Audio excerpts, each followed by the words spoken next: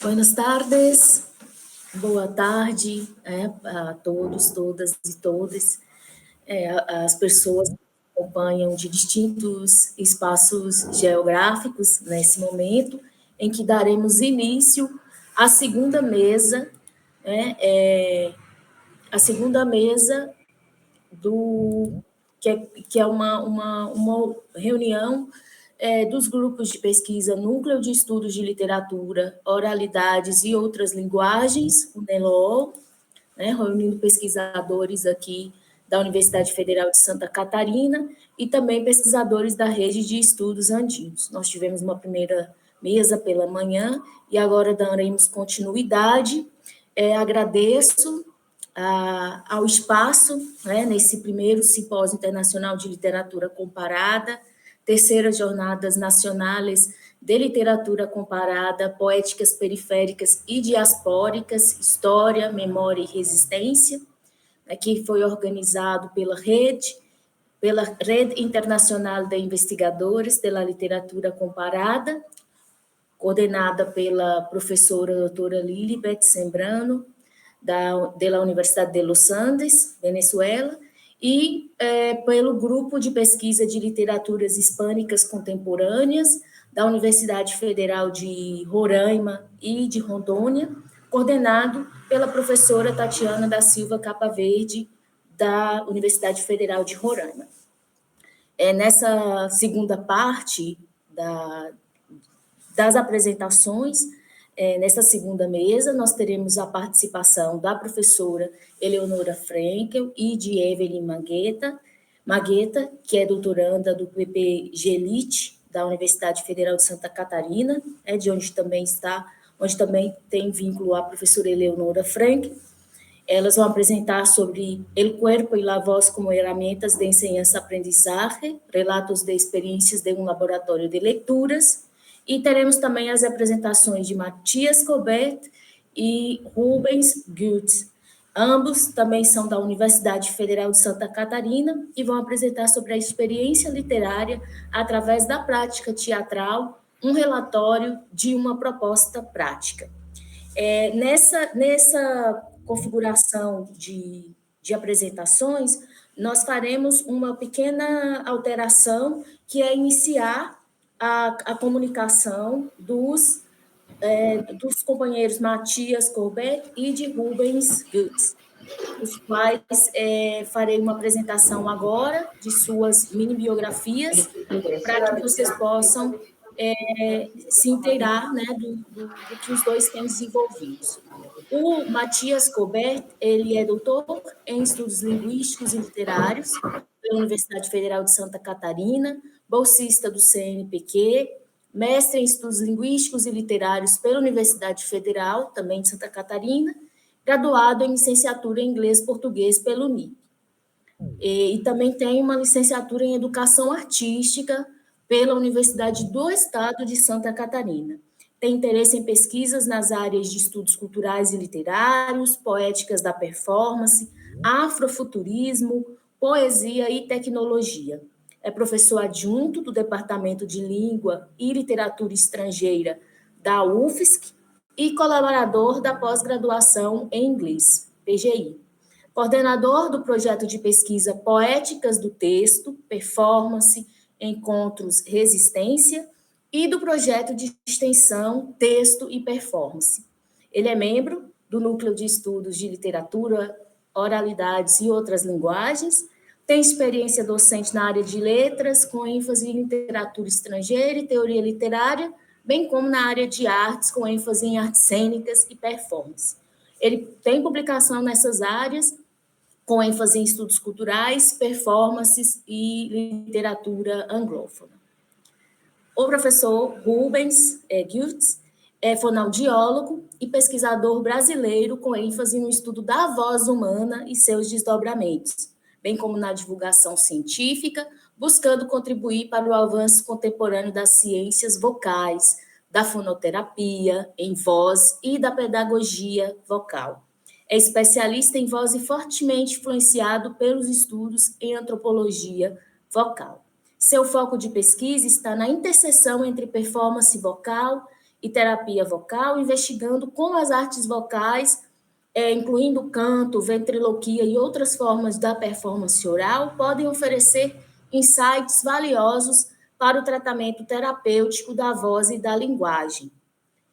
Com uma abordagem interdisciplinar e biomecanicamente fundamentada, seus trabalhos abrangem uma investigação histórica e antropológica ampla sobre a comunicação oral e as mais variadas artes vocais, considerando os aspectos fisiológicos e fisiopatológicos da produção vocal e da linguagem em diversas civilizações antigas e contemporâneas, bem como nas diferentes espécies de hominídeos pertencentes à linguagem evolutiva que deu a origem aos humanos modernos. Então, vamos ouvir agora a apresentação, né, do Rubens e do Matias, e logo depois a gente retorna para as discussões quando as duas apresentações forem finalizadas.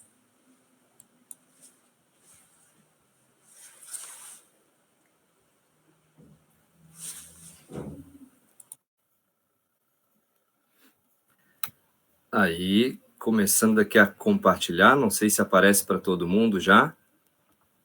Acho que sim. Já vemos. Uhum. Perfeito. Opa, deixa eu só desabilitar aqui. Todo mundo me escuta bem? Sim.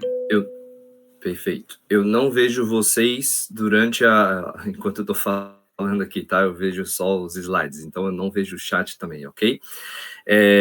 Bom, muitíssimo obrigado, Carla, pela apresentação. Como você bem disse, o professor Matias e eu vamos apresentar aqui a experiência literária através da prática teatral, um relatório de uma proposta prática, certo? Como você bem falou, deixa aqui os nossos perfis para caso alguém queira nos seguir, só para aparecer aí na gravação. Depois a gente pode disponibilizar esses slides para quem quiser acompanhar o nosso trabalho fora daqui também.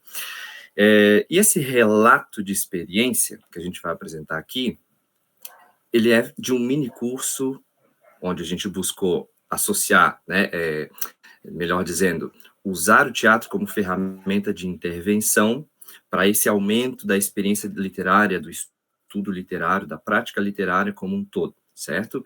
Nós já apresentamos esse mini curso 4 vezes. A primeira vez foi na 14ª Semana Acadêmica de Letras da UFSC, em 2023, naquele mesmo ano, no Experimenta, né, que é um evento relacionado à cultura artística dentro do meio acadêmico ali da universidade também, e também na 20ª edição da Semana de Ensino, Pesquisa, Extensão e Inovação, a CPEX da UFSC. Em 2024, nós também apresentamos esse minicurso na CPEX também. Porém, eu vou destacar aqui que são esses 3 primeiros minicursos aqui que deram origem ao nosso artigo que está por sair agora em julho, já foi aceito, está no prelo, como a gente fala, na revista de estudos de educação, certo? Este 4º workshop não saiu nesse estudo, porque, enfim, a gente já tinha enviado o artigo, mas a proposta foi basicamente a mesma, certo? Então fica aí o convite também, aguardem, em julho de 2025, agora o próximo mês, vai ter também toda essa apresentação em formato de artigo para que vocês possam se aprofundar, quem se interessar, né, um pouco mais no estudo e no nosso relato de experiência, em tudo aquilo que a gente fez e vai apresentar um pouquinho aqui hoje, certo? Muito bem. O nosso mini curso, certo, se chamou Do Texto à Cena, um mini curso prático de corpo, voz e teatro para a performance literária. E aqui, 3 palavras importantes: corpo, voz e teatro, certo? A gente quis muito passar por essas 3 partes, porque o nosso objetivo, claro, não era formar atores de teatro, mas sim oferecer ferramentas para os alunos e para os participantes do minicurso, para que eles pudessem fazer uso do próprio corpo, da voz e da própria técnica de encenação, enfim, outros elementos, aí, habilidades que a gente desenvolve a partir da prática teatral, justamente com foco na performance literária, seja ela oral, seja ela para leitura, enfim, aumentar essa experiência. E claro que a gente fez isso né, ofereceu essas ferramentas para que eles pudessem explorar aí essa criatividade cena em cena, com personagens, com performance e tudo baseado em textos literários, certo? Novamente, nosso intuito foi usar o teatro como uma ferramenta de intervenção. Nosso público-alvo, estudantes de graduação e pós-graduação em letras, ok? Esse foi o nosso foco. A gente não abriu para a comunidade geral, a gente quis especificamente esse público mais direcionado para o campo literário, especificamente dentro das letras. Muito bem. E nós tivemos aqui alguns projetos de referência que são da professora Nara Micaela Wedekind. Ela é mestre em drama na educação, e ela trabalha praticamente a vida inteira, né, com essa parte de teatro e educação. Inclusive, eu fui aluno dela no projeto Shakespeare no Rio Vermelho, quando eu tinha 12 anos, comecei nesse projeto, depois fui ator do grupo Procurando Riso Companhia Teatral, e depois fui ator e co-diretor, junto com ela, do grupo Segue Reto Toda a Cena, no Colégio de Aplicação da UFSC. E qual que era a grande característica desses projetos, né, o modelo de projeto que a Nara oferecia? Baseado, basicamente, em jogos teatrais, e aqui com a abordagem da Ingrid Kudela, certo? Deixo aqui a referência no final da apresentação. Cenas de improviso, então não era corriqueiro desses projetos a gente ter texto, ter que decorar texto e coisas desse tipo. Improvisações, o que acaba estando meio que implícito aqui, né? Mas essas improvisações poderiam ser isoladas, inclusive dentro de um espetáculo já formado, ok? Os encontros eram semanais, temas direcionados, né, nas apresentações, vou falar um pouquinho melhor disso um pouco mais para frente. Todos os anos, no final de cada ano de projeto, eram feitas apresentações, espetáculos teatrais. Então, ao longo do ano, o projeto era, sim, voltado para o desenvolvimento da educação, enfim, do indivíduo, mas a apresentação teatral era parte obrigatória do projeto, que era o objetivo anual. E uma regra extremamente importante aqui do processo, né, semanal do grupo era que ensaio não tem plateia externa, ok? E esses elementos a gente tentou trazer para o nosso modelo de workshop.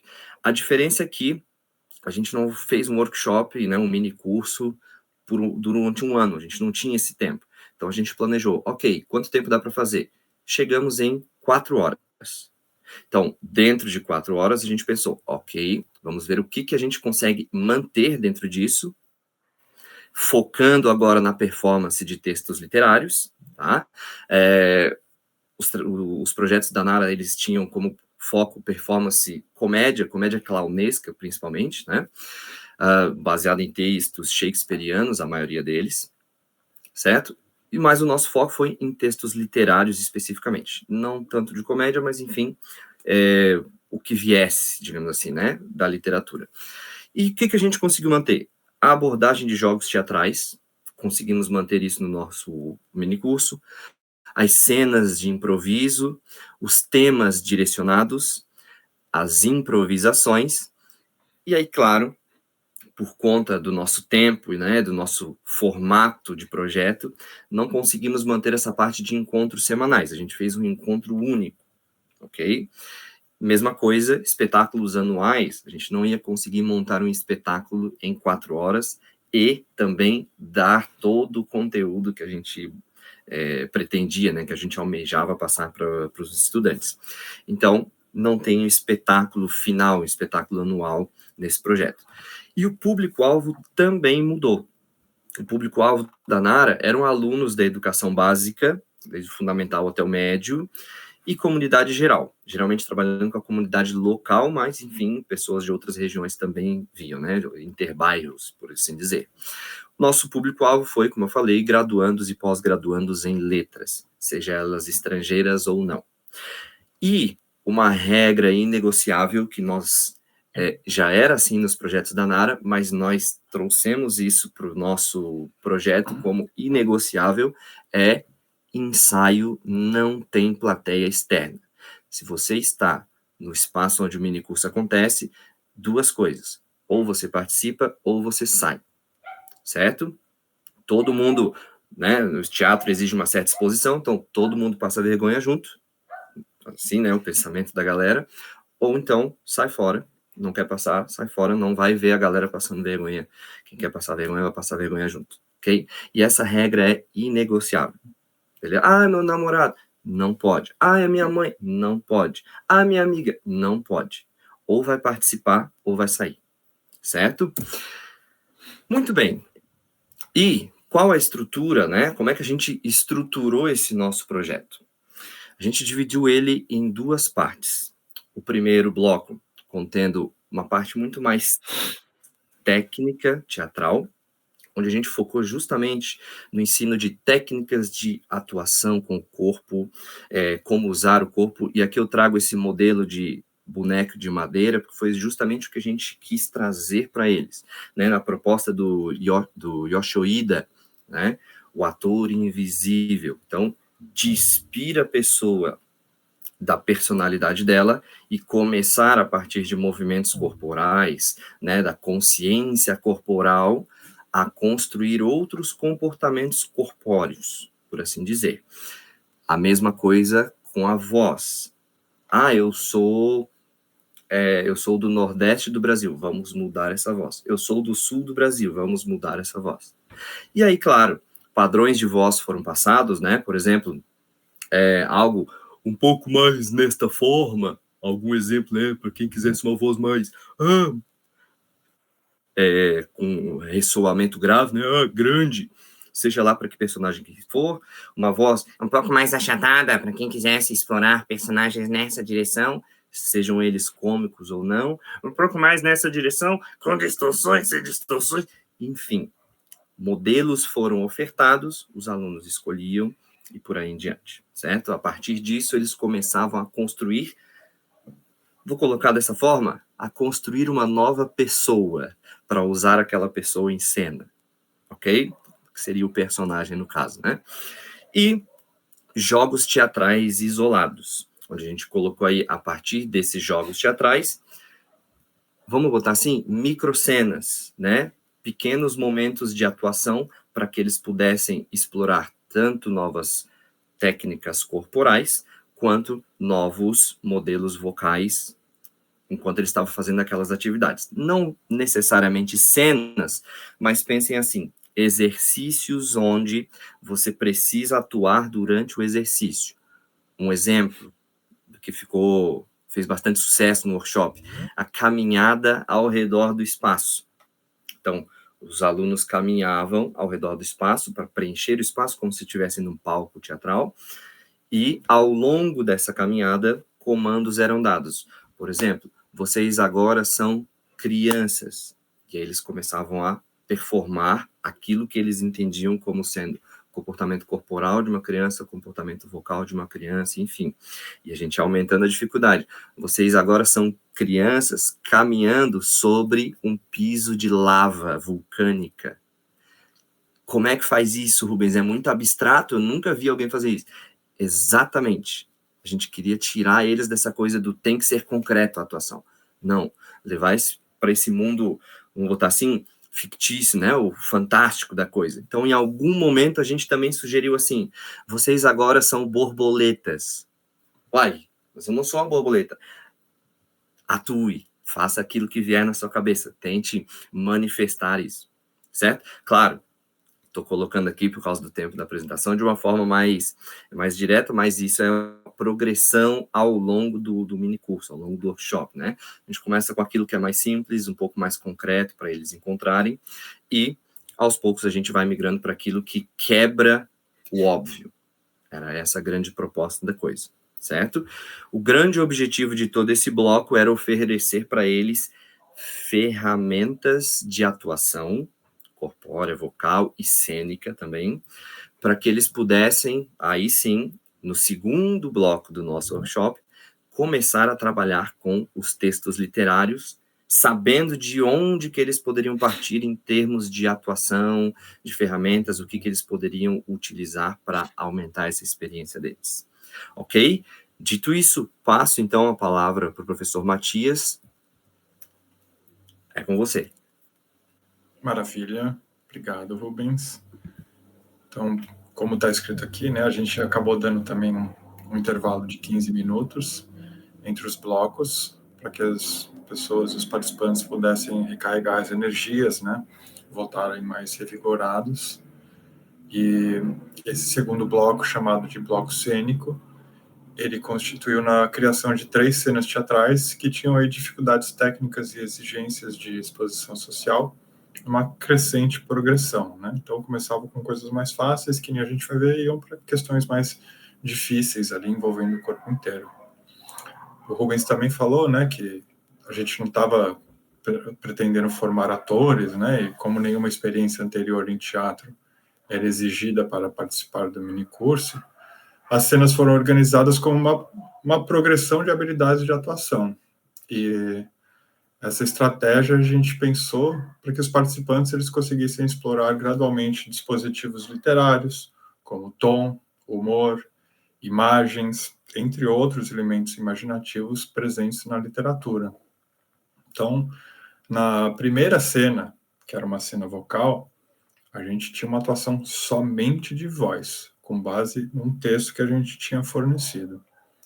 Então, os participantes eles foram divididos em pares. Ocasionalmente, a gente formava trio quando a matemática não batia, né?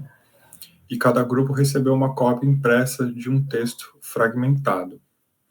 Após fornecer esses fragmentos do texto para cada grupo, os participantes foram instruídos a ensaiar um pouco em um espaço privado com seus grupos por mais ou menos uns 10 minutos.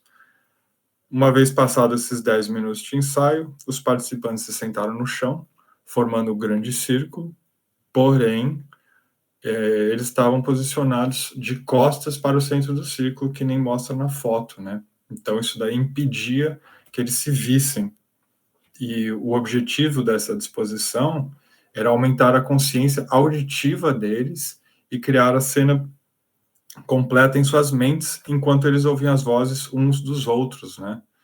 Então, embora cada grupo recebesse uma parte fragmentada do texto, cada fragmento se complementava para recriar a história completa. Então, todos os grupos tinham acesso à cena completa enquanto eles ouviam uns aos outros no círculo. Aí a gente passou para a segunda etapa, né, a segunda cena, que era a cena com texto, onde a gente propôs uma atuação improvisada com um texto de base. Nós mantivemos os mesmos grupos, né? Nos 2 primeiros minicursos, a gente introduziu um novo texto para essas cenas baseadas em texto, porém, a gente notou que essa introdução de um novo texto era interessante, né? Mas ela acabava levando muito tempo para que os participantes se familiarizassem com o texto e então criassem a cena. Então, no terceiro e no quarto minicursos, a gente manteve os participantes com os mesmos fragmentos de textos que eles usaram na cena vocal para essa cena do texto, né? E o objetivo dessas cenas baseadas em texto era que os grupos se apresentassem uma cena teatral de um fragmento. E dessa vez, eles também deveriam incluir uma atuação corporal em sua cena. De novo, né?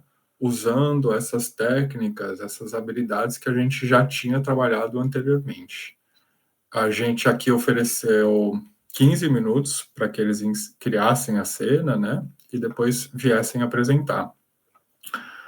As apresentações só começavam quando todos os grupos estavam prontos, né? Desta vez, em vez de estar num círculo, as cenas foram apresentadas para os outros grupos, né? Para os demais. Assim, o grupo que estava apresentando a cena poderia vivenciar uma verdadeira performance teatral diante de uma plateia. E, além disso, os grupos que estavam assistindo a cena como plateia, elas podiam observar como que esse grupo apresentador estava desenvolvendo a cena, estava aplicando aquelas técnicas. Acaba que você consegue prestar mais atenção, né, uma vez que você sabe aquilo que está sendo usado, né? Então, consequentemente, à medida que eram capazes de identificar esses elementos teatrais das cenas, eles também estavam desenvolvendo a habilidade de aprender teatro e literatura pela observação, né? O que é fundamental para a atuação, para o desenvolvimento literário e também para a criatividade como um todo. Ademais, eles também estavam ajudando a co-criar o significado daquela experiência, né? E, por fim, a gente passou para a última atividade do minicurso, que foi a cena final, que era uma atuação improvisada sem texto de base, apenas tema. De início tinha bastante resistência, porque eles ficavam com aquela coisa presa no texto, né? Então, putz, mas como é que eu vou fazer? Para essa cena, os participantes deveriam realizar uma cena teatral inteira usando técnicas corporais e vocais que eles haviam aprendido.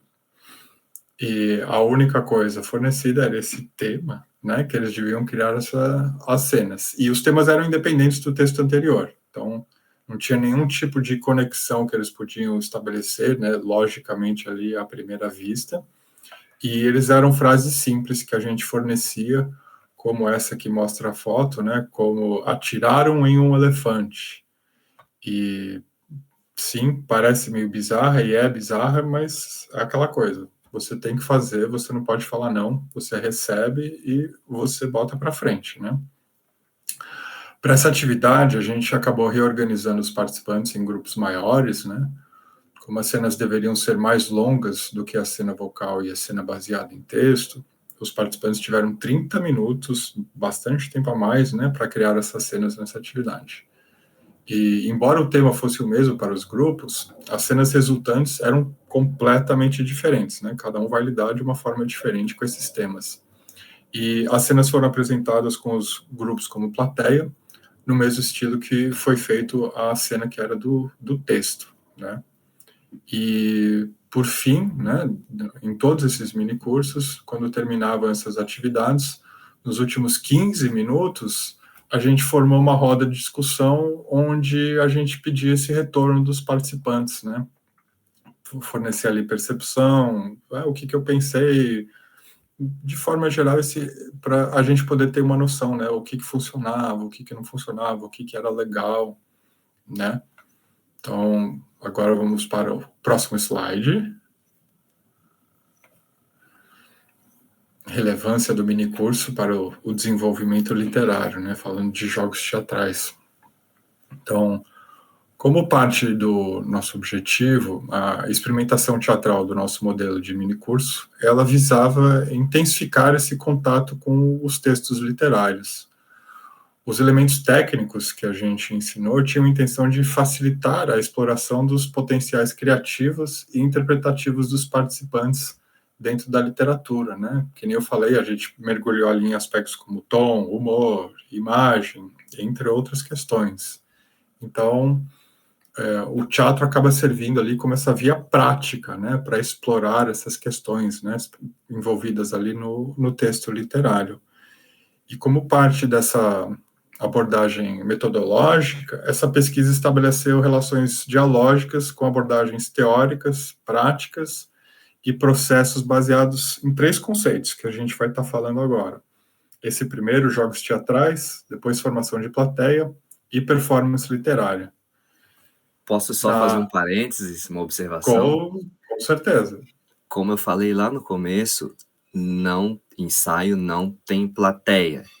E aí pensem, estávamos o Matias e eu ofertando um minicurso.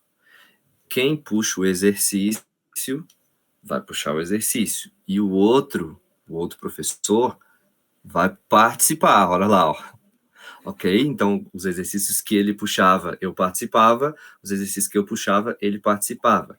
De novo, não tem plateia, nem de professores. Todo mundo participa junto, né? Todo mundo igual, né? Então, essa abordagem metodológica relacionada a jogos teatrais foi baseado no que a Ingrid Codella escreveu, né? Como está ali em seu trabalho, a Codella discute jogos teatrais como práticas coletivas que promovem uma criação participativa de cenários imaginários. Além disso, ela também ressalta que os jogos teatrais eles ajudam as pessoas a se desenvolverem intelectual, social e emocionalmente. Então, nesse sentido, esses jogos teatrais eles têm aplicações pedagógicas, permitindo que, de maneira crítica e criativa, que essas práticas teatrais, elas vão impactar o indivíduo como um todo, né? Como ela escreve. No jogo, o grupo lida, portanto, com a realidade próxima. O conteúdo manifesto é trabalhado na realidade do palco, sendo objetivado pela necessidade de comunicação com a plateia. A técnica é substituída por esse processo de comunicação, e o foco é o instrumento de descoberta da linguagem, né? Ou de linguagem, desculpa. A partir da relação de jogo, a aprendizagem não é compartimentada. O sentido da descoberta visa não apenas a criação da realidade no palco, né? Não é só o teatro ali, mas implica a transposição do processo de aprendizagem para a estrutura total do indivíduo, né? Então, como um processo coletivo e colaborativo, os indivíduos aprendem por meio dessa descoberta. Então, aprender, obviamente, significa aprender sobre si mesmo e sobre os outros, né? Aprender a se comunicar. Então, através dos jogos teatrais, os participantes foram estimulados a usar sua imaginação dramática, o que desempenha um papel fundamental no desenvolvimento de níveis de inteligência, né, como ela argumenta.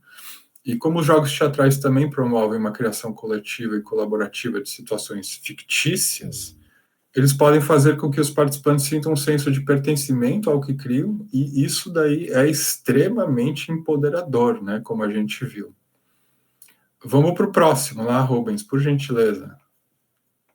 Maravilha. Então, falando aqui sobre audience training, né, ou formação de plateia, a gente acabou fazendo uma breve discussão, né, sobre essa experiência de atuar, bem como de apreciar uma cena, particularmente em termos de formação de plateia, e ela foi realizada antes do bloco de cenas, né? Então, o objetivo era destacar que o público tem um papel ativo e significativo na experiência teatral. A gente está pegando aqui uma ideia do Jacques Rancière, né, que fala que um dos objetivos de discutir o papel do público com os participantes nesta atividade é, obviamente, emancipá-los da ideia de um público passivo, sabe? Aquele que está lá só para ver alguma coisa, eu não vou fazer nada, eu só sento aqui e vejo, né?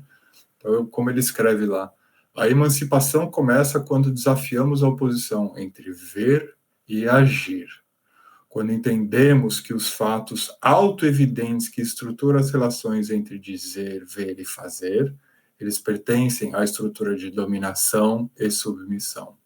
Começa quando entendemos que ver também é uma ação que confirma ou transforma essa distribuição de posições, né? Então, óbvio, o espectador emancipado, ele sabe o que está acontecendo na cena. Portanto, ele não depende do ator para saber as coisas, não é o ator que está revelando nada lá, né?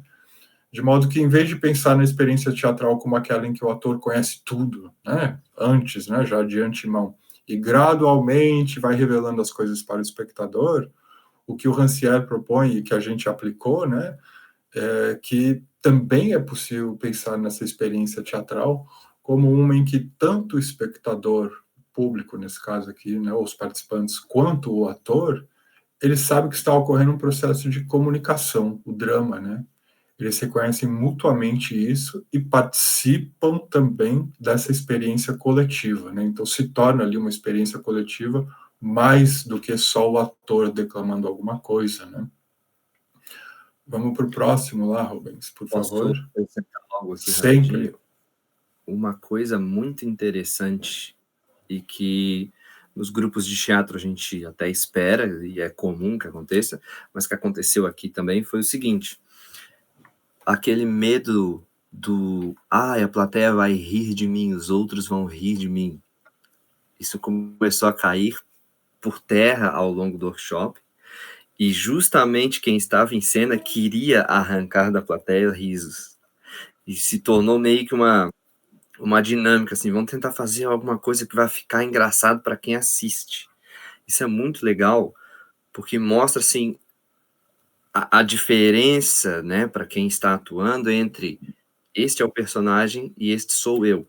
Eles estão rindo do que o personagem faz, eles não estão rindo de mim enquanto eu estou no palco.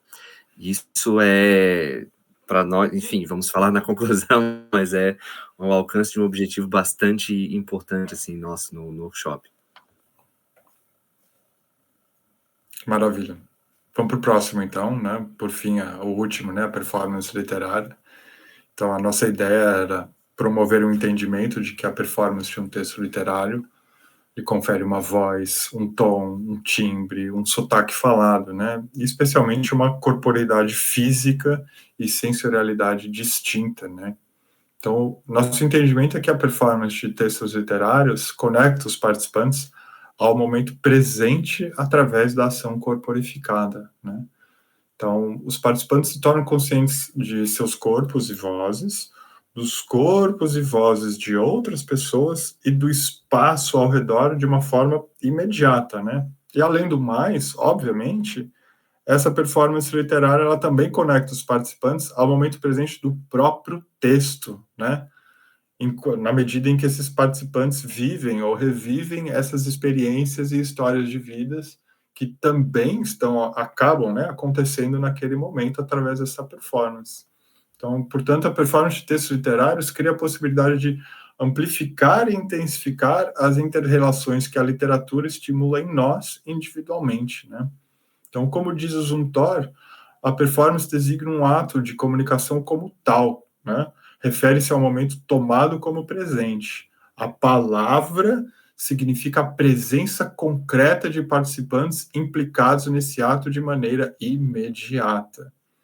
Então, nesse sentido, ao performar um texto literário, os participantes tiveram a oportunidade de refletir sobre si mesmos, sobre seus corpos e vozes, o espaço que ocupam semioticamente, né, com suas roupas, objetos, ações e gestos, e também sobre elementos literários da própria cena, né, como que tipo de personagem está sendo interpretado, quem é essa pessoa, o que ela faz, além daquilo que eu já tinha mencionado, né, tom, imagens, ritmos, né, entre outros elementos literários. Então, a performance de textos literários, ela tem esse potencial, né, ela intensifica e catalisa esses espaços comunicativos de transformação. Então, ou seja, por meio da performance de textos literários, os participantes podem co-criar ativamente significados, bem como promover relacionamentos interpessoais, né, que foi uma das coisas que a gente reparou que acontecia bastante, né. Vamos, então, para os comentários finais? Então, a gente considera, né, que os objetivos do minicurso foram alcançados, né? Tivemos aí a transmissão de um arsenal de habilidades técnicas para essa exploração do potencial criativo e interpretativo em literatura através do teatro, né, usando o teatro como uma ferramenta de intervenção. Claro, embora a maioria dos participantes não se conhecesse antes do minicurso, a gente observou que eles desenvolveram um excelente, posso corrigir ali, um excelente entrosamento durante as atividades, que nem o Rubens falou, acabou que todo mundo queria estar lá rindo e participando, né? Então, isso daí deixa bem claro que a parte do desenvolvimento social esperado para o minicurso, foi cumprida, né? Tá certo ali. Os participantes conseguiram construir personagens e performar cenas teatrais baseadas em textos literários durante o minicurso, só para ressaltar que, né, como alguém que já participou disso daí, fazer isso em 4 horas é extremamente difícil, ninguém quer se expor, ninguém quer fazer, então era um receio que a gente tinha, né, eles conseguirem fazer isso daí só em 4 horas é uma coisa maravilhosa, e a gente entende que foi também em função de tudo isso daí que a gente já falou, né? Vamos para o último. Creio que seja o último. Aí. Queres que eu comente? Pode ser, tá, e termina.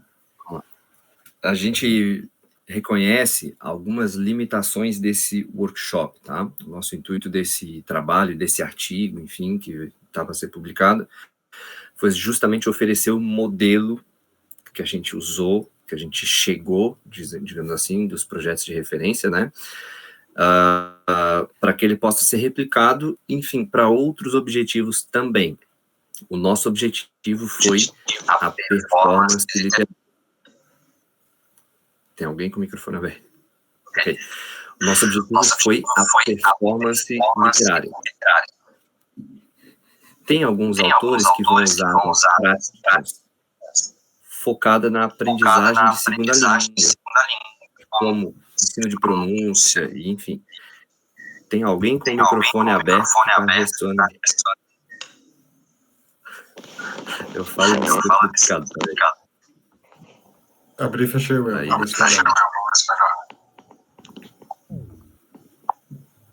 Não, tem mais alguém. Ok. Mas ok, vou tirar o fone e vou falar seu fone, tá? Então, essas limitações, né, o nosso foco foi performance literária. Dá para aplicar isso em outras formas, e nós, inclusive, encorajamos isso, aplicar para o ensino da pronúncia, pode ser em L2 ou em L1, por exemplo, quero aumentar a experiência literária, quero aumentar o ensino de, enfim, sotaques, né, para depois eu migrar para o ensino da língua, enfim, posso aplicar isso para vários contextos, né, vai depender, o que vai mudar? O meu foco final. Essa parte de cenas é mais para colocar, o sulco, né, o suprassumo da coisa, é o foco principal da coisa, e é ali onde as técnicas, a teoria ganha forma, se manifesta na prática. Então, o começo, por exemplo, assim, da aprendizagem de um sotaque, seja na L2 ou não, pode acontecer justamente a partir de um personagem. Eu quero fazer um personagem que é de outra cidade do meu país. Vamos fazer um gaúcho, tchê? Exemplo, né? Quero fazer algum personagem estrangeiro. Vamos falar espanhol, por exemplo. Enfim, vou usar isso em cena e a partir dessas experimentações eu começo a desenvolver aquela consciência sobre os sons, sobre a pronúncia. É uma forma de aplicar esse workshop esse mini curso para o ensino da pronúncia, por exemplo. O nosso objetivo foi justamente, como o professor Matias trouxe, essa parte da imaginação, né, incrementar isso para a performance literária. Ele comentou disso ali, principalmente na cena vocal. A cena vai sendo construída na mente, eles têm os fragmentos, eles têm que ficar ouvindo, certo? Então, sim, dá para aplicar para outras coisas também. A única questão, nós quisemos focar nisso, certo? Encorajamos, claro, para outros propósitos pedagógicos, como eu falei, e, como o professor já bem disse, para os nossos objetivos, os objetivos que nós traçamos, que eu coloquei lá no começo, nós consideramos aí que atendeu nossas expectativas muito bem e até nos surpreendeu em alguns pontos, eu diria, né? Com isso, enfim, passo a palavra, Matias, se quiser comentários também. Era isso mesmo. De novo, a gente agradece muito a presença, né, de vocês e a oportunidade de estar aqui. Muitíssimo obrigado.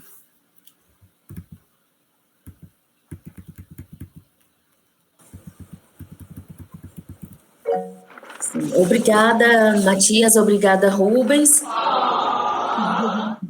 Nós vamos prosseguir com a apresentação da professora Eleonora Frankel e de Evelyn Magueta. Eu vou deixar aqui no chat a lista de presença relacionada a essa mesa e farei a breve apresentação das duas expositoras para essa comunicação oral, né? Que se chama El Cuerpo y la Voz como Herramientas de Enseñanza-Aprendizaje, Relatos de Experiência de um Laboratório de Leitura. A professora Eleonora Frankel Barreta é professora nos cursos de Letras, Línguas Estrangeiras da UFSC e no programa de pós-graduação em Literatura, também na Universidade Federal de Santa Catarina. Ela coordena o Laboratório de Tradução e Performance Experimentos e é líder do grupo de pesquisa Núcleo de Estudos de Literatura, Oralidades e Outras Linguagens. É autora de Robert Alt e Goya, Crônicas e Gravuras Água Fonte, e de Contra o Cânone, livro de Andréa Junta, que foi publicado recentemente em 2022. Contribui com artigos em diversas revistas acadêmicas, bem como com capítulos em livros, sendo um dos mais recentes intitulado Desdobramentos do Arquivo de Mulheres Radicais, poemas traduzidos de Regina Galindo e Cecília Vicunha, na coletânea A Traduzibilidade dos Arquivos Neolatinos. Foi organizado pelo professor Davi Pessoa Carneiro e publicado pela Módula, do Rio de Janeiro, agora em 2024. A Evelyn Fernanda Magueta, que se apresentou também pela manhã, é doutoranda em literatura pela Universidade Federal de Santa Catarina, mestre em literatura comparada pela Universidade de Integração Latino-Americana UNILA, de Foz do Iguaçu, tem graduação em artes cênicas pela Escola de Comunicações e Artes da Universidade de São Paulo, MBA em Gestão de Aprendizagem e Metodologias Ativas de Aprendizagem pelo Centro Universitário Uniamérica, tem experiência com direção e atuação em espetáculos teatrais, com apresentações em festivais do Paraná, Londrina, Toledo e Curitiba. Participação em festivais de teatro e cinema nacionais e internacionais, com premiações especiais no Festival de Gramado, Rio Grande do Sul, no Festival de Santa Maria, também neste estado, Festival de Brasília e Cinema Brasileiro do Distrito Federal, além da Mostra Internacional de São Paulo. É diretora artística da companhia Vida é Sonho, com 15 espetáculos produzidos. Então, vamos agora iniciar a apresentação das duas, e uma boa tarde para quem está se reunindo agora a essa mesa, para assistir essa mesa.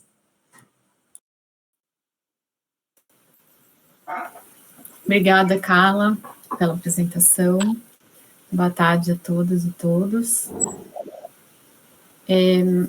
O Ricardo vai colocar os slides? Vai. Tá bem, vou aguardar. Aí, só aproveitando, na sua apresentação, Carla, na leitura da mini-bio, eu fui tradutora do livro da Andréa Junta contra o cânone. Perdão, fica... Imagina, não, é só porque pode, para quem quiser procurar o livro, é Contra o Cânone, de Andréa Junta, só a tradução que é minha. Quase foi, Ricardo, eu vi que foi e voltou. Agora foi. Bem, então a gente tinha colocado no primeiro momento o título em espanhol, mas vamos fazer a fala em português. Então, o corpo e a voz como ferramentas de ensino-aprendizagem, relatos de experiências de um laboratório de leituras. É algo bastante semelhante, eu acho que dialoga muito com o trabalho que o Matias e o Rubens apresentaram agora. Depois a Evelyn também vai dar continuidade, eu só vou contextualizar, porque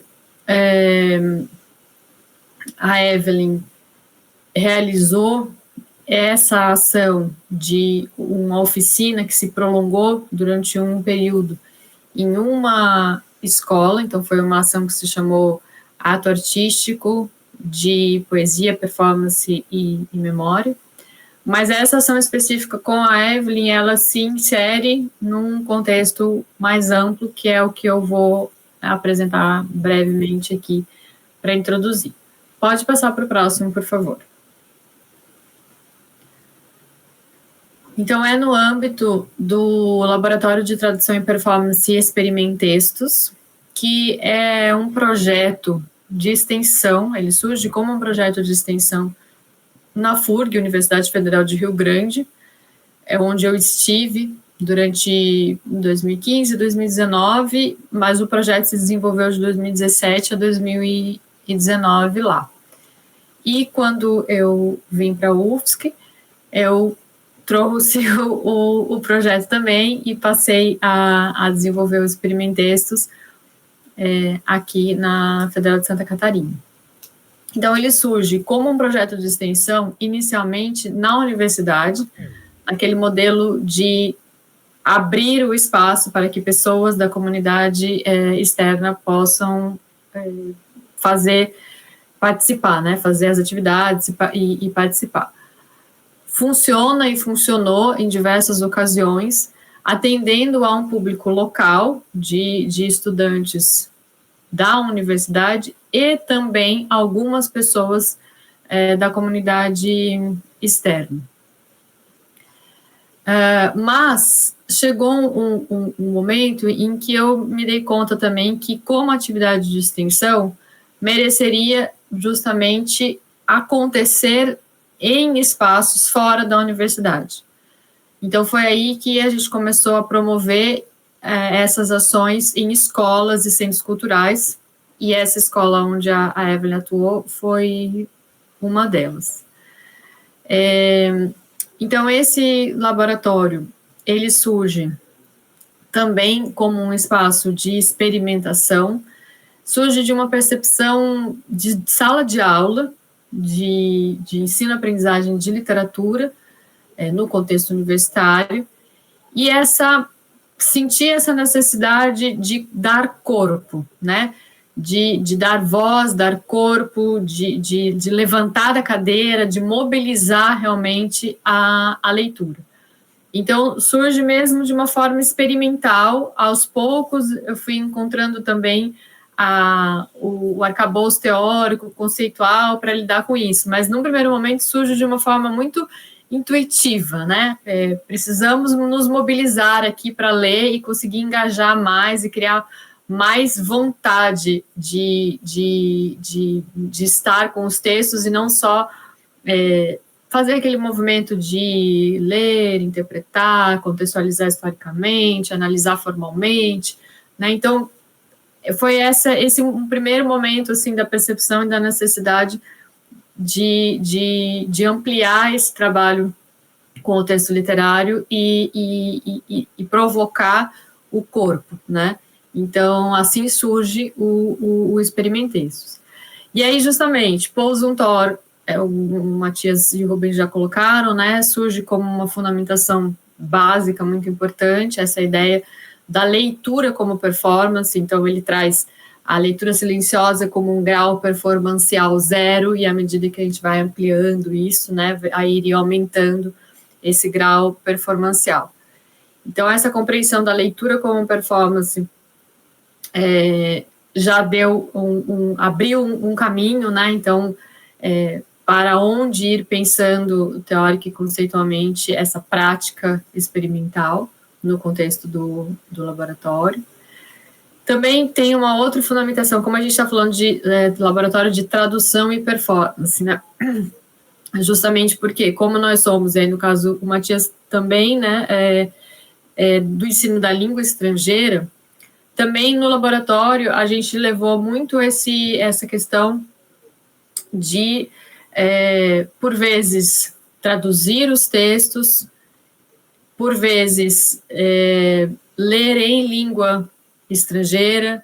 Então, tem também uma ideia de tradução interlinguística, mas também uma compreensão ampla da tradução, que por vezes a gente está falando de traduções intersemióticas, né,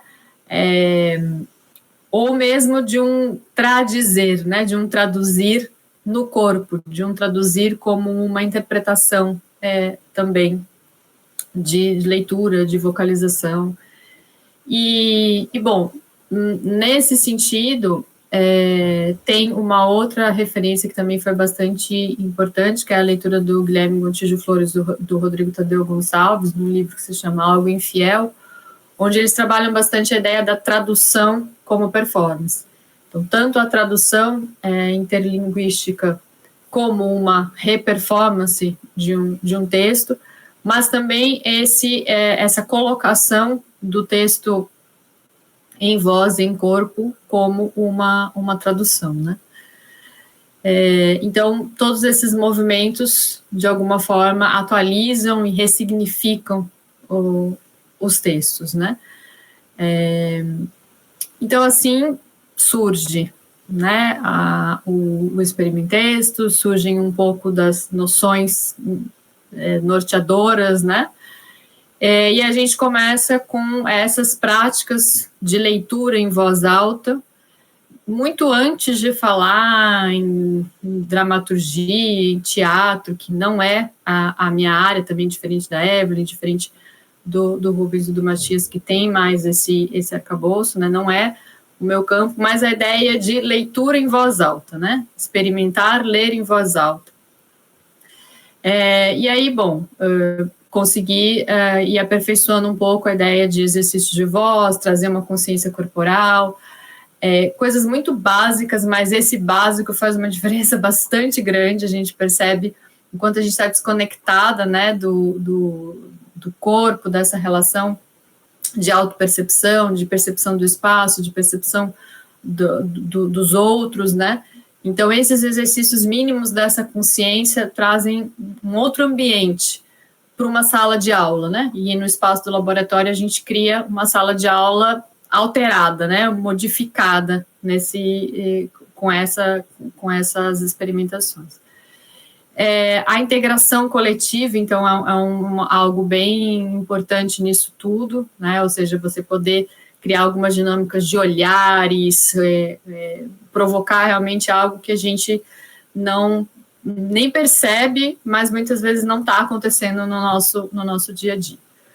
E promover, exercitar esses processos criativos a partir da leitura, né? Então, ler, mas ler e fazer o que também com isso que se está lendo, né? Ler já de uma forma criativa, mas também, muitas vezes, a leitura como uma provocação para a escrita, a leitura como uma provocação para isso, para essa exposição do texto lido em voz alta, gravar o texto e se ouvir.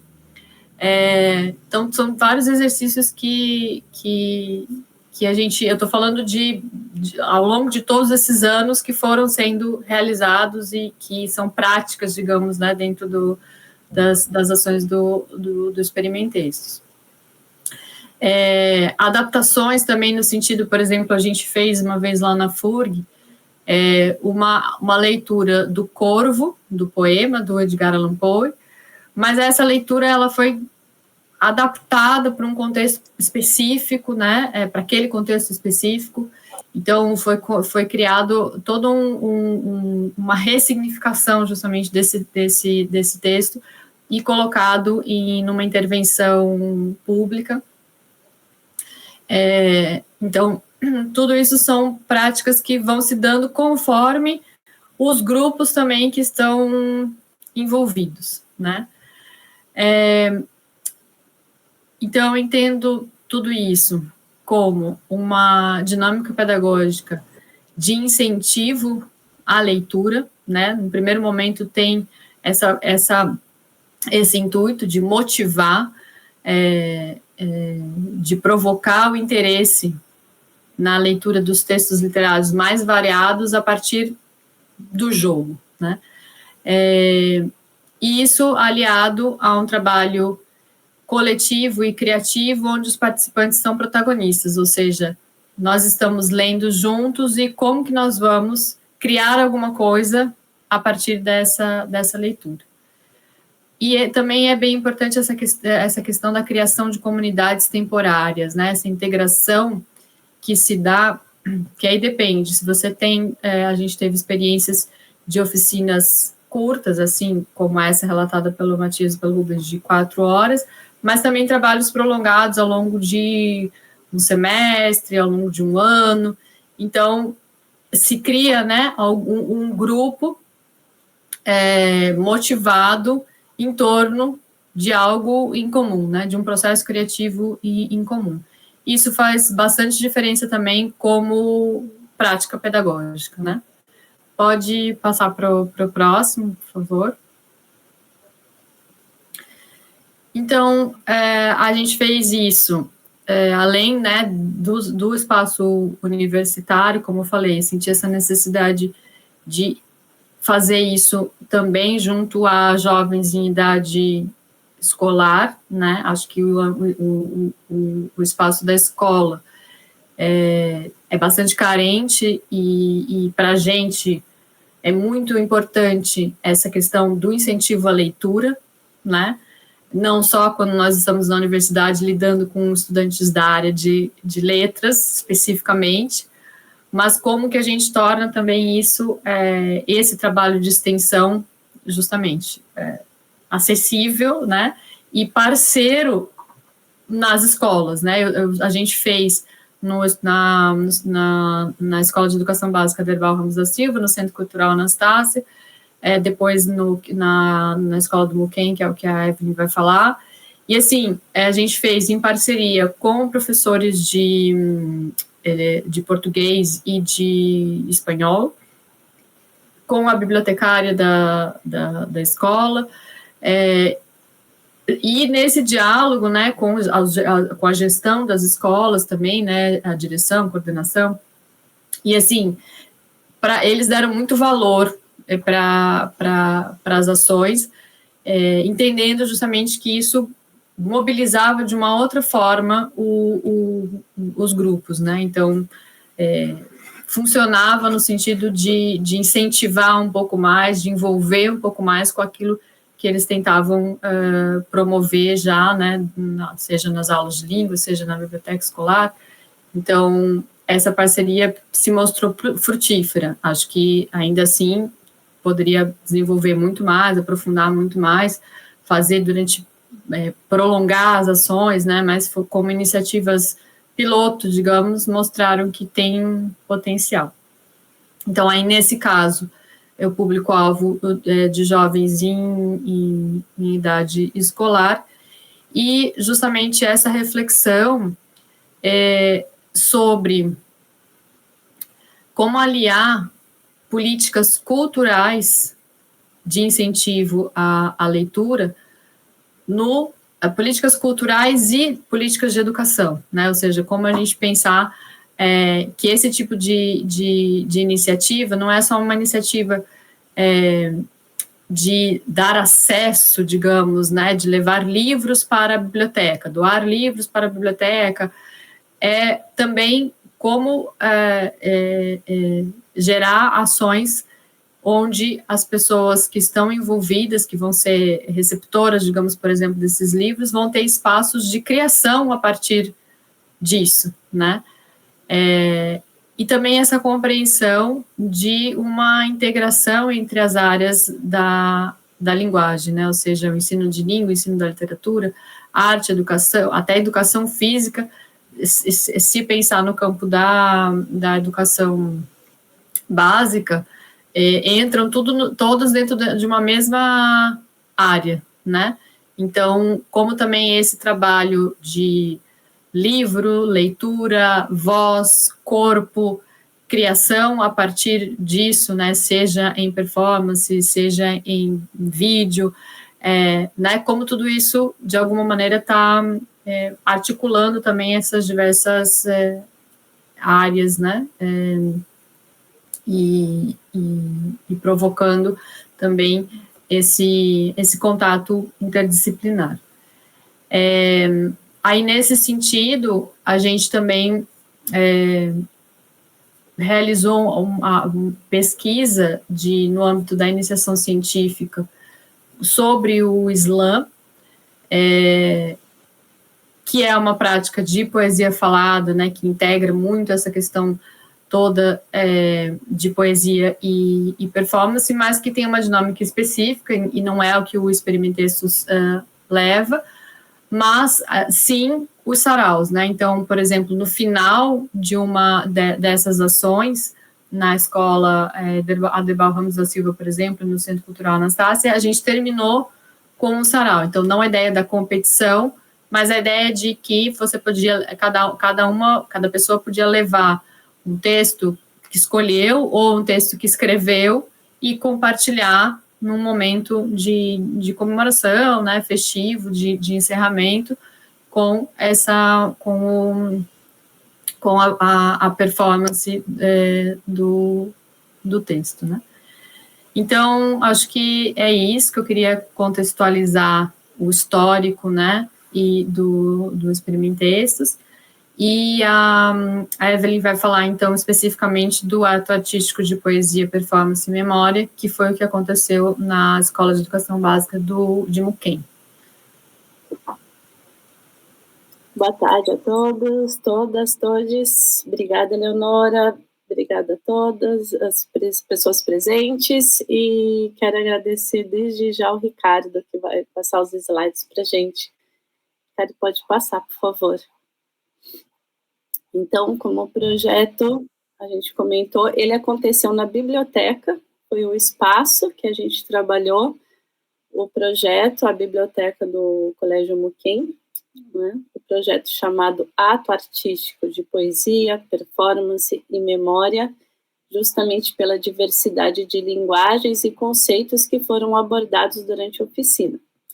O ato artístico de poesia, performance e memória é um laboratório composto por jovens estudantes do ensino médio, a fim de investigar, através de leituras de textos literários, procedimentos de criação de poesia, de construção de performance e reflexão sobre identidade e memória.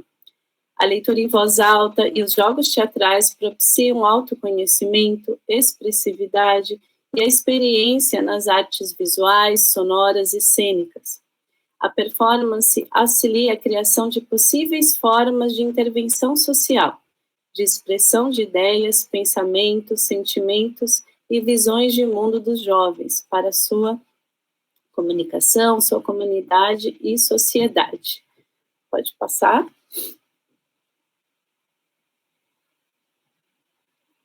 Aqui o período, são as fotos de registro do projeto da biblioteca. Aqui a primeira foto é a equipe, a diretora, o coordenador, o grupo de estudantes, a Eleonora e a Letícia, que foi a bibliotecária, que foi a grande parceira nesse projeto. E ali a nossa roda em uma das oficinas. Houve uma adaptação do espaço da biblioteca, onde as mesas, né, de leituras e consulta dos livros eram todas retiradas, os tapetes, para a gente conseguir um espaço vazio, né, para ser preenchido com a nossa arte, com o nosso experimento.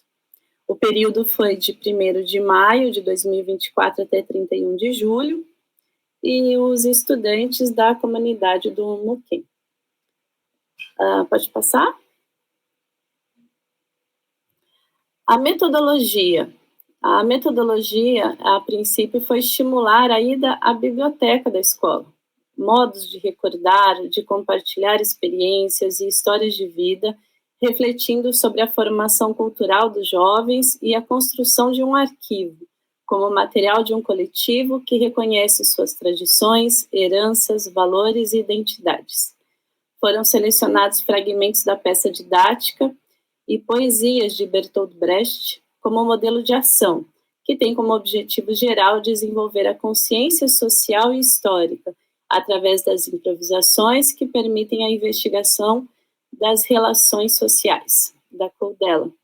Os fragmentos de Bertolt Brecht, como modelo de ação, possibilitam exercícios artísticos coletivos, que abordam o autoconhecimento, a identidade e a reflexão sobre o contexto social e a memória dos participantes. Tá? Aqui foi uma grata surpresa quando o Matias, né, os meninos se referiram à Koldela.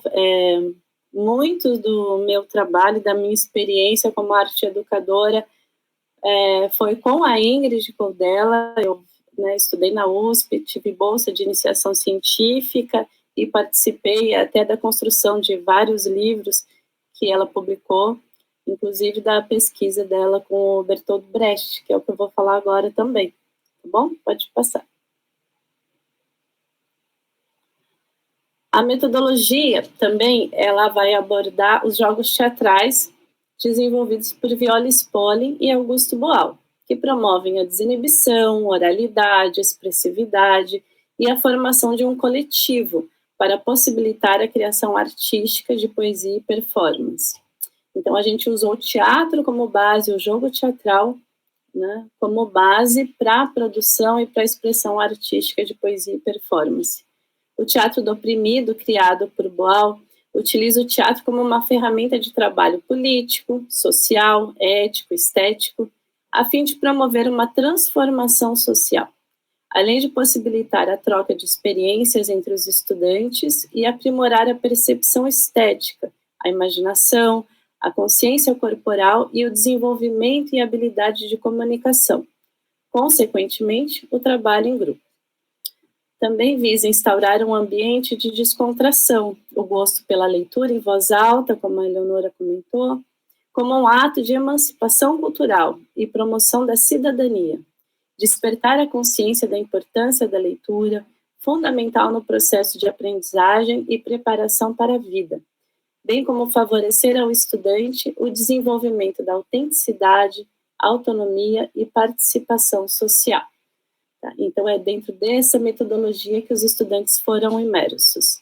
A partir dos textos, nós tivemos algumas frentes de trabalho. Eram oficinas semanais de 2 horas.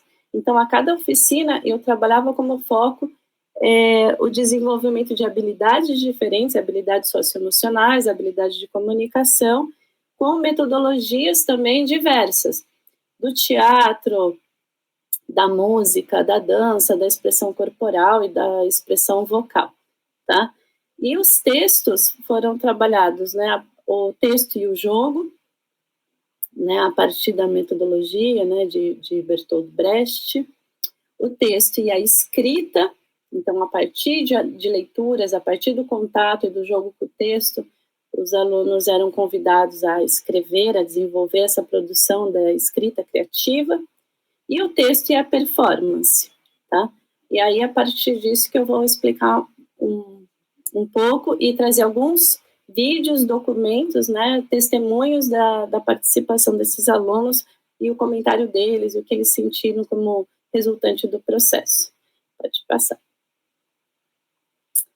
Esmagar sempre Isso. Aqui, o texto e o jogo é onde a gente entra na metodologia didática do Bertolt Brecht, que eu estudei com a Ingrid Coldella, tá? Então, os alunos, os estudantes, participantes, eles tinham esse contato com o texto, a caminhada no espaço, o jogo e as improvisações a partir do texto na mão, né? E o Brecht, quando ele fala desse jogo, né, ele já colocava como ato artístico essa metodologia, né? Ele propõe 2 instrumentos didáticos para o trabalho com a peça didática. Ele chamava de peça didática. O modelo de ação e o estranhamento. A peça didática, ela não é uma cópia da realidade, mas uma metáfora. O caráter estético do experimento com a peça didática é um pressuposto para os objetivos de aprendizagem, em oposição a um processo de identificação ou redução do texto a um plano de experiência apenas, que poderia ser provocado pelo processo do roleplay. O objetivo da aprendizagem é a historicização. Então, ele traz o conceito do estranhamento, estranhar o texto. Estranhar significa historicizar, representar processos e pessoas como históricos, portanto, transitórios. O mesmo pode acontecer com contemporâneos. Também as suas atitudes podem ser representadas como temporais, históricas e transitórias. O estranhamento, entendido como procedimento didático-pedagógico através dos meios do jogo teatral, visa a construção do conhecimento, que está prefigurado no modelo de ação. E aí, aqui sim, tem um vídeo demonstrando um desses experimentos. Pode soltar, Ricardo. Não acaba por cansar? Invejar provoca um esforço que enche as veias da fonte. A mão que se estende naturalmente recebe com a mesma facilidade. Mas a mão que agarra com avidez rapidamente endurece. Ah, que delicioso é dar, ser generoso, que bela tentação.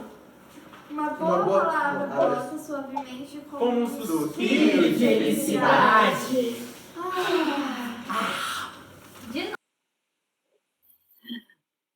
Dentro desse processo de texto e o jogo, né, nós passamos por vários procedimentos de improvisações, exercícios de expressão corporal e vocal, onde eles iam passando a perceber o seu corpo, a sua voz, um processo de autoconhecimento e de expressão, né, para estimular também a criatividade e o contato com o outro, a percepção do outro.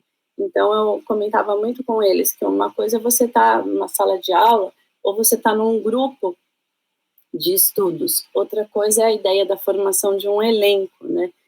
E aí eu trazia a questão do elenco como um espaço de um grupo de pessoas onde você tem confiança, segurança, cumplicidade, empatia, né? Então, à medida que as oficinas foram avançando, eles cada vez mais iam se soltando e se sentindo mais apropriados dos textos e de ir para a cena, de ir para a performance. Pode passar, por favor. Aí aqui, nos textos com escrita poética, foram vários textos trabalhados, as 29 poetas, poesias de Islã, Shakespeare, várias poesias, inclusive do Brecht. E aí, depois da gente fazer esses jogos, esses procedimentos, eles também tinham esse momento de escrever e desenhar, e se expressar através da escrita, né? Então, a gente tinha muito da imagem relacionada com a poesia, né? Como eles fizeram nessa poesia. Essa poesia deles eu achei bem linda. Eles falam: no passo, no compasso, na volta do laço, me sinto bem com o que eu faço. Espero continuar ao seu lado, não tenho medo de ser julgado. Estamos aqui do seu lado, com carinho em nosso coração, trazendo muita diversão, sendo assim minha aula de teatro. E é muito significativo, né, a imagem de um estudante subindo uma montanha. Ali o outro texto é sobre uma nova chance, né, de sair do habitual, de sair da rotina, da oportunidade que ele estava tendo de estar participando da oficina. E esse terceiro, que era mais só a escrita, né, de algumas palavras, o teatro, a expressão, o sentimento, a socialização e os desenhos, esse avião foi um dos procedimentos do texto da peça didática do Brecht, o voo brechtiano, né? Que é o voo, e o tempo todo no texto ele discute sobre o aviador, até onde você voou, né? Eu voei a uma altura imensa, até onde você voou? Eu voei um pouco acima do chão, e assim por diante. E à medida que eles têm essa relação com o texto, eles também vão construindo e exercitando papéis sociais, uma criticidade, um amadurecimento pessoal, uma autonomia, uma segurança para se colocar e se entender como um ser social, histórico, empático, né? Que é muito interessante também. Pode seguir, Ricardo. Aqui o texto e a performance. Depois desse trabalho, a gente também, sempre no final da oficina, eu discutia com eles os temas que eles trouxeram do cotidiano desses jovens na escola, né? Quais são os problemas, as questões, as dificuldades, os desafios do jovem na atualidade? E a partir desses temas, dessas reflexões, eles performavam opiniões, né, posturas, e relacionavam com a sua identidade. Então, ali, por exemplo, eles discutiam sobre assalto, sobre roubo, sobre gravidez na adolescência, e cada um ia trazendo versões de jogo com a sua possibilidade de colocar, de oportunizar, demonstrar o seu ponto de vista, daquilo que ele acredita, né, da sua forma de expressão e da sua visão de mundo. Então, foram os momentos que eles performavam a partir de tudo que a gente vinha discutindo e acumulando dos textos, dos jogos teatrais e das poesias. Pode passar. O protocolo foi um outro recurso que eu também utilizei com a metodologia da Ingrid e o ato artístico. O protocolo, ele é um registro da prática, da oficina, mas ele não tem uma regra a ser seguida. O único objetivo do protocolo é ele registrar o que foi feito durante a oficina, é um registro. Então, a partir daí, o protocolo ele estabelece um momento de muita criatividade, de muita descontração e de muita liberdade para expressar, né? O primeiro protocolo ali, eles trabalharam com imagens, né, com a descrição dos jogos, do aquecimento e do texto, e dos exercícios de dança que a gente fazia também. O segundo, ele fez um desenho à mão, ele fez o desenho do detetive, que foi uma das metodologias também que eu trabalhei, foi bastante coisa, né? Foram alguns meses, né? Eram jogos tradicionais que são transformados em jogos teatrais, né? O jogo do detetive é um jogo de baralho que foi transformado num jogo teatral, e eles adoravam esse jogo e se divertiam bastante com esse jogo também, porque propiciava essa construção de uma equipe, de um elenco, né? de um lugar de livre expressão, de espontaneidade, de cumplicidade, de empatia. E o terceiro foi numa mesa digitalizadora, que quem fez o protocolo já sabia desenhar bem, e aí quis também fazer esse registro dessa forma diferente. Então era um momento de muita criatividade, de muita espontaneidade, que eles também ficavam ansiosos para ver como vai ser a leitura e de que forma foi feito esse registro da prática. Pode passar? Oi. Aí aqui, vamos pausar um pouquinho, são os depoimentos, tá? Das meninas, e deixa eu ver se eu não esqueci de comentar nada, acho que não.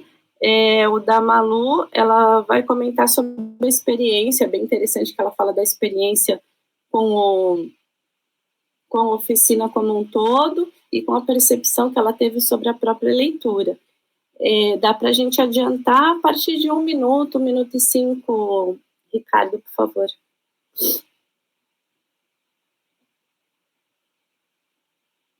Esse hábito vocês modificaram durante a sua participação no projeto? Sim, eles me fizeram ter uma nova perspectiva, tipo, da literatura dessas obras. Tipo, antes eu apenas lia e imaginava a história, mas agora eu vejo como ela pode ser modificada quando tu vê com a sua visão de artista. Então ela deixa um pouco mais especial a leitura. Que bom.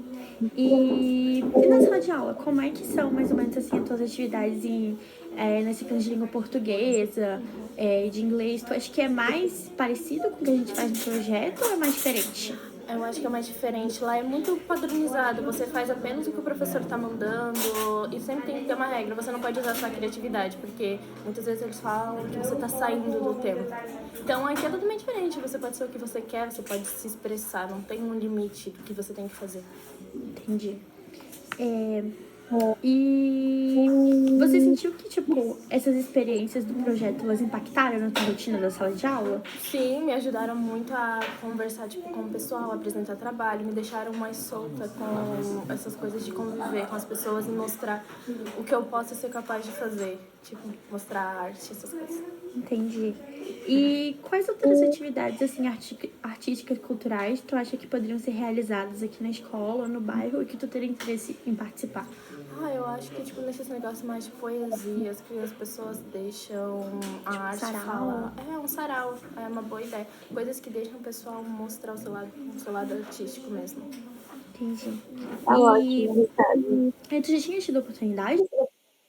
Eu vou pegar alguns trechinhos só para a gente não extrapolar muito tempo, tá, gente? Mas a questão que ela coloca, né, como foco desse depoimento é a experiência, né, dos projetos culturais dentro da escola, né, o que a gente comentou bastante ser um dos nossos objetivos. O próximo vídeo, por favor, da Maria Elvira, é lá para os 4 minutos e 30. Oi, tudo bem? Lá, 4 minutos e 30, só o finalzinho. Sim, por favor. Meu Deus, ter um motivo numa semana, por exemplo, a minha vida é muito parada, porque eu me mudei recentemente para cá, para Florianópolis, e eu não tenho o que fazer de tarde. E ter uma coisa que, além de ser na escola, que a gente gosta, que é meio que um tempo livre educacional, é muito legal, porque, querendo ou não, todo mundo acha que a escola é chata. Ficar 4 horas sentado, aí vim pra cá e com um montão de gente legal, com uma professora maravilhosa, e ter uma pausa em toda essa semana chata, E ainda é uma coisa boa porque vai nos entregar experiências, oportunidades, fatos pra gente se conhecer melhor, entende? Eu queria muito que tivesse oportunidade ou continuidade. E se você fosse definir o projeto, né, suas vivências do projeto... Oi, tudo bem? Tudo bem? E o da Isabel, 1 minuto e 35, acho que é suficiente também.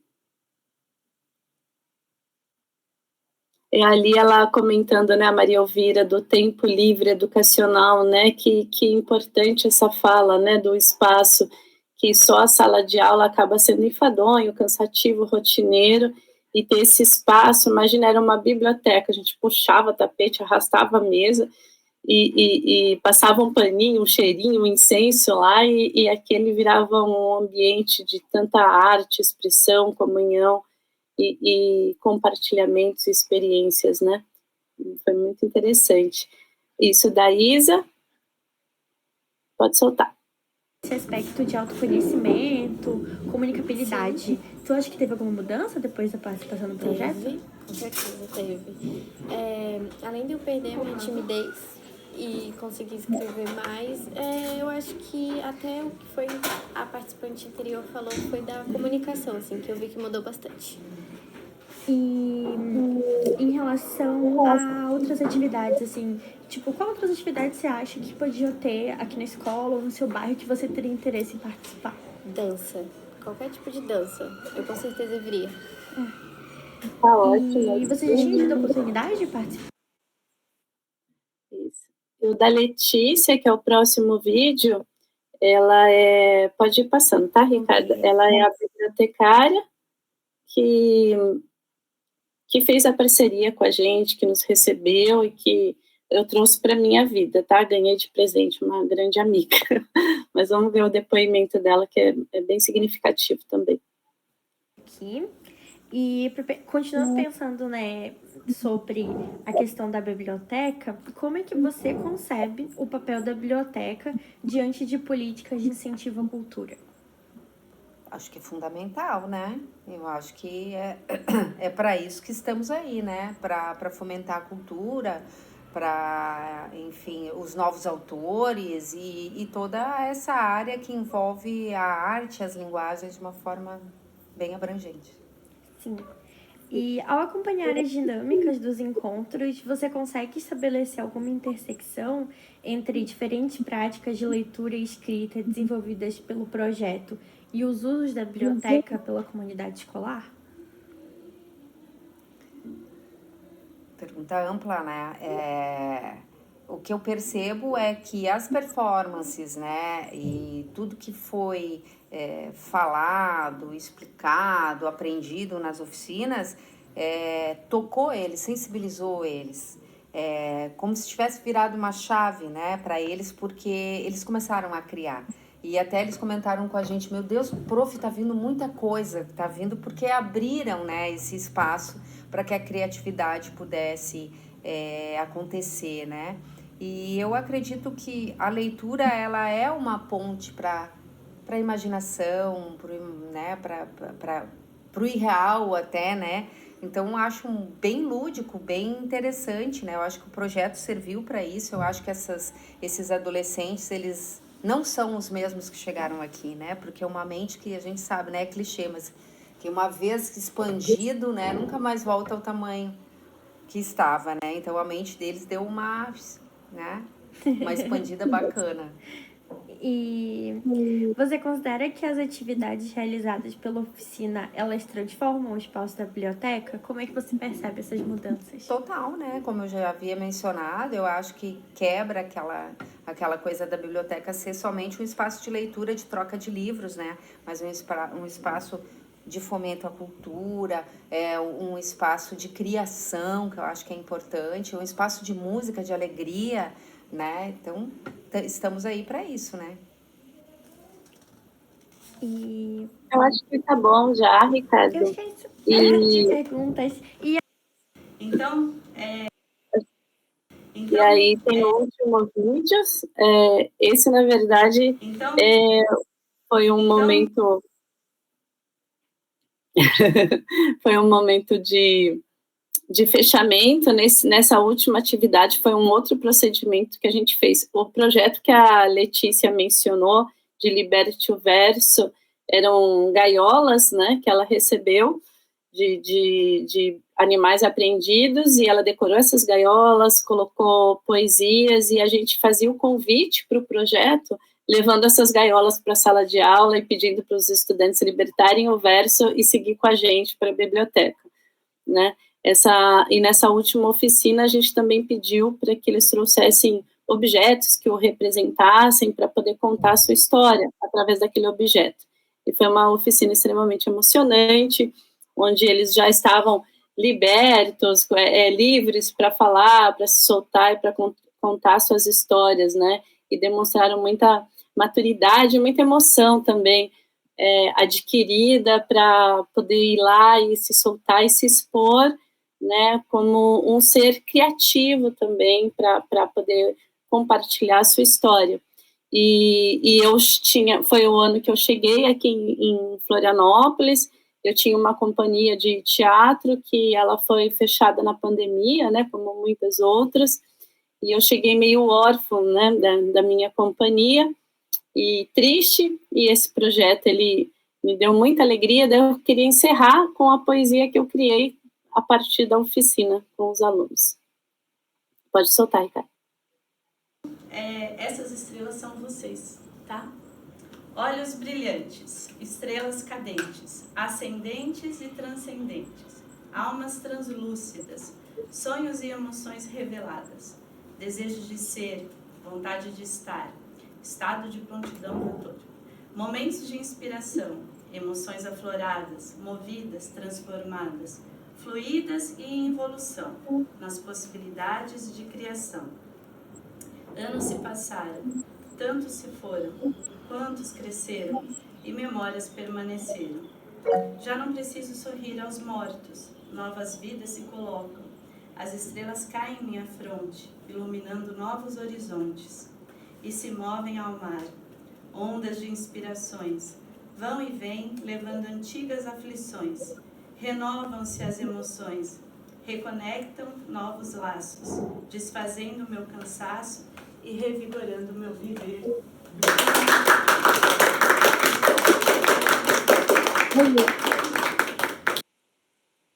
Eu fico emocionada só de lembrar. Obrigada, gente, pela participação, por nos ouvir, e eu vou passar a palavra novamente para a Eleonora, que ela vai comentar um pouco mais sobre o projeto. A gente também tem o vídeo do trabalho todo, né, Eleonora, no YouTube. Fica à vontade, Eleonora. É isso, eu já compartilhei aqui no chat o vídeo com o registro completo, então só agradeço. Agradeço a Evelyn, que ela realizou o trabalho de uma forma excepcional, foi maravilhosa, realmente o grupo estava, assim, completamente apaixonado. Choraram horrores quando encerramos o projeto. Obrigada, gente.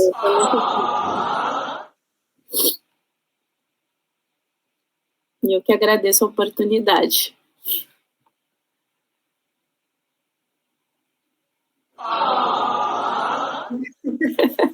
Tá. Muito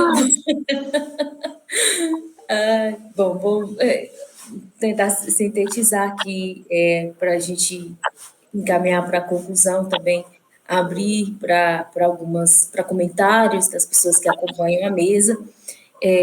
Parabenizar, né, a Eleonora e a Evelyn, ao Matias e ao Rubens pelos trabalhos que eles trouxeram aqui como relatos, né, relatos de propostas práticas desenvolvidas.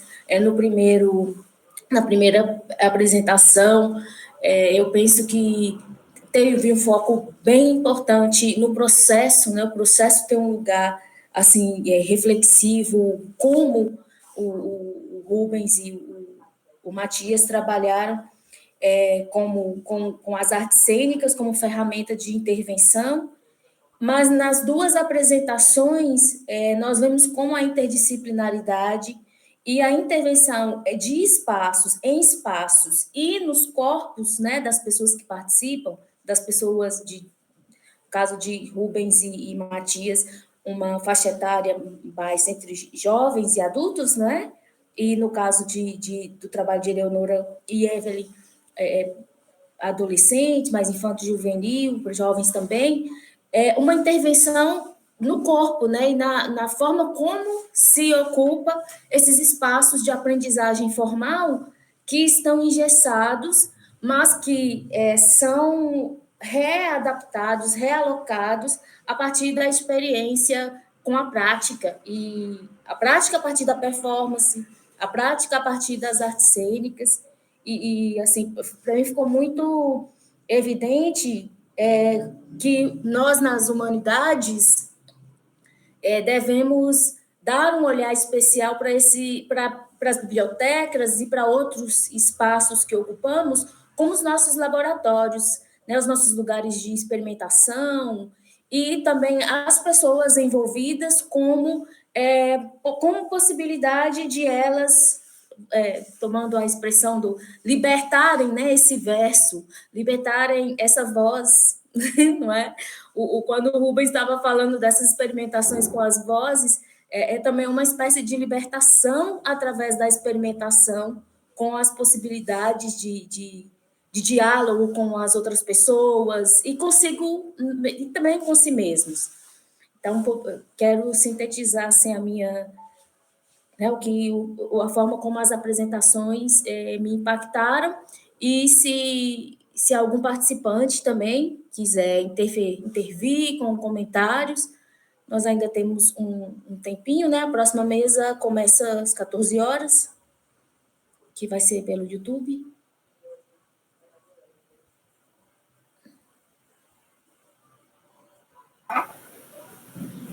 Sim, eu acho que é um pouco nesse sentido mesmo, como eu dizia no início, esse início, né, do projeto, para mim, no caso do Experimentextos, de uma forma intuitiva, por isso mesmo, né, por sentir essa necessidade de mobilizar o corpo, de alguma forma, né, e acho que talvez aquilo que o Rubens destacou tanto, que não tem público, né, se a gente pensar no contexto de sala de aula e essa relação professor-aluno, o aluno numa posição passiva, então mover isso, né, deslocar esses lugares hierárquicos, fazer com que esse espaço seja um espaço de ensino-aprendizagem coletivo, né, junto. Então, acho que esse é realmente uma busca que se faz a partir desse laboratório, mas que, de alguma forma, também eu tento levar para a sala de aula, dentro do possível, porque a gente tem alguma coisa na sala de aula que a gente precisa manter, mas em alguns momentos acho importante, né, a gente conseguir também que isso reverbere e transforme um pouco, né, porque quando a estudante lá do ensino médio fala porque a sala de aula e aqui é um espaço livre, educacional, é muito bom, né, porque é feliz a gente imaginar que a gente está aprendendo com prazer, né, e que está sendo uma coisa gostosa e nutritiva, como alguém colocou aqui também no chat. Então, acaba que, por que as nossas experiências de sala de aula precisam ser duras e as outras libertadoras, né? Então, como que a gente consegue realmente fundamentar tudo isso para que isso também seja parte de um processo pedagógico a sério, né, digamos. Enfim, acho que é isso. Além disso, são metodologias criativas que conseguem sair desses lugares, né? Você está de metodologia, né?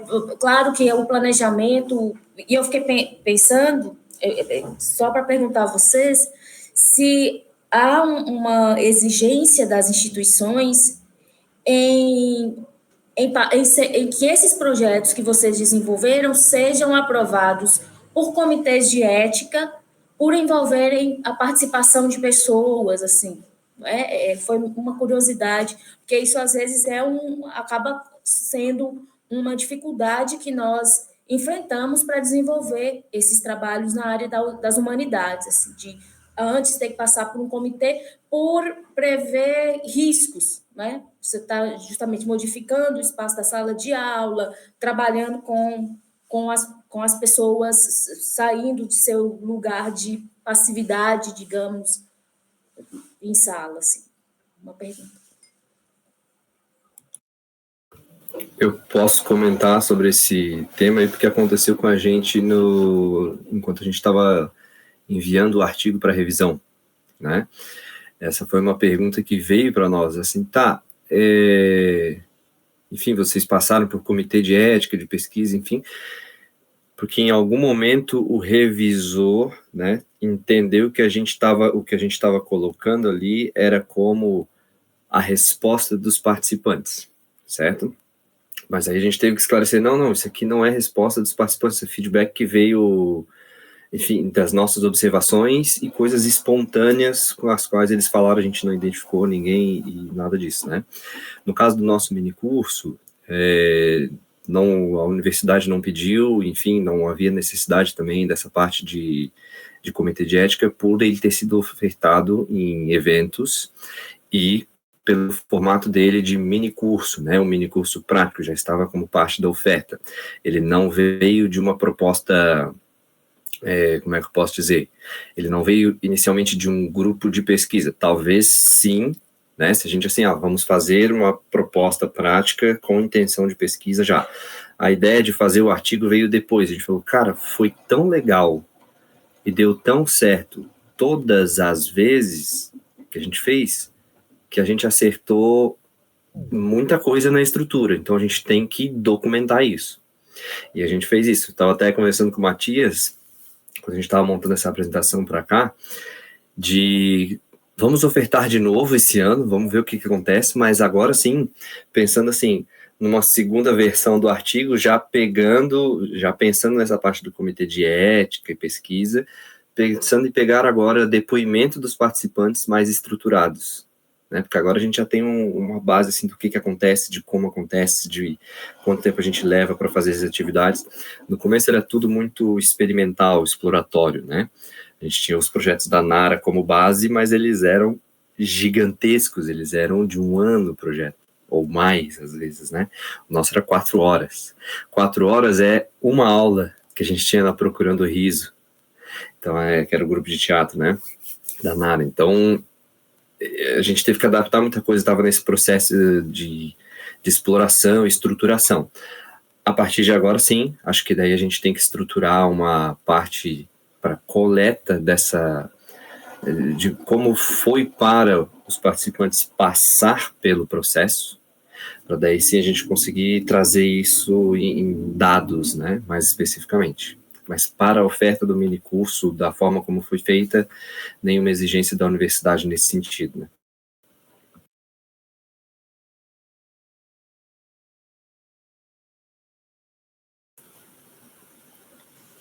Eleonora, quer responder para nós?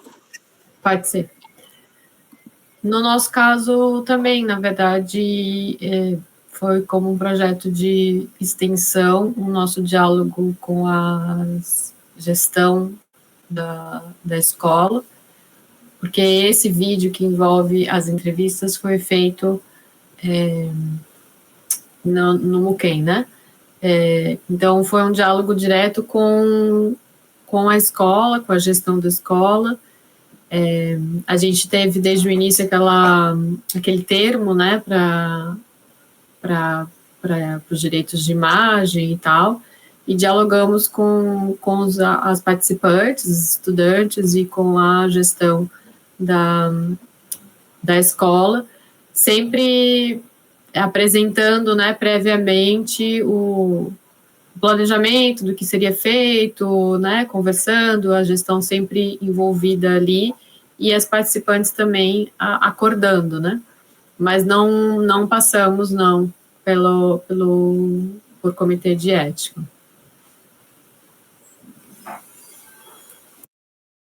Sim, assim, às vezes só quando lido com essas questões, aprendi até quando fui fazer o pós-doutorado lá em antropologia visual, de usar termos como imersão cultural ou imersão artística, e descrever isso, né, fora também de um lugar de pesquisa com pessoas, mas mais de experimentar, né, para ter uma noção diferente de laboratório, que me parece estar muito afim ao que vocês apresentaram aqui. Alguém tem mais algo para acrescentar, sugerir, perguntar, aqui comentar?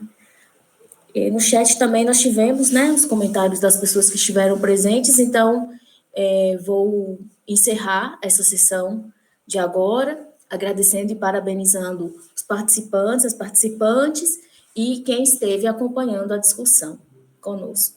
Até a próxima.